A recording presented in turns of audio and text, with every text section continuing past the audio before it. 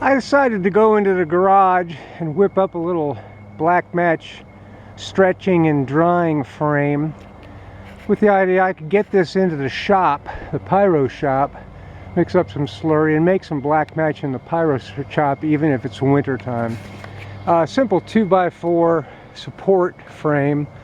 I did put some L angle brackets down inside and outside of each upright, so they're very strong and sturdy. A couple cross members to stabilize it. A notch in the upright 2x4s to hold these axles. These are 3/8 inch carriage bolts with a piece of 1/2 inch OD aluminum tube around them and make them nice and smooth, and so when it's turning it doesn't try to work one way or the other.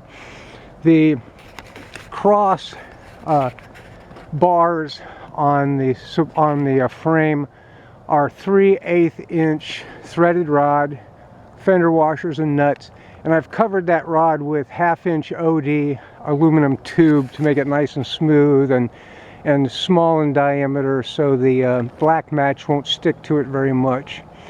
So a very simple frame. These are pine 1x4s, you know, actually 3/4 by 3.5. Interestingly enough, they're imported from New Zealand. All this stuff, I ran up to Home Depot and bought all this stuff this morning. So got a nice little frame I can wind Blackmatch onto. I think I can, if I put the match every 1/2 inch, these rods end up being about 30 inches long.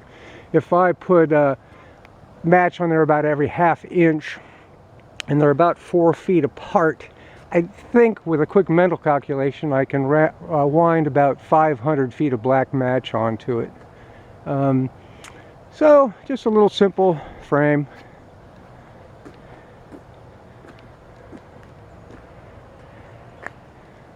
I might have ask Molly to wind it while I feed the match onto it. I have found that waxing, using some paraffin wax rubbed onto the aluminum tube cross members, keeps the match from sticking to that very much as it dries.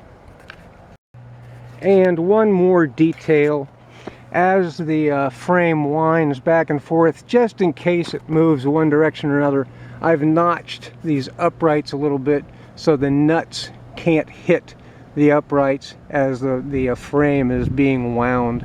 Just a little bit of a, not safety, but efficiency feature, just in case that frame moves to the side one way or the other during the winding.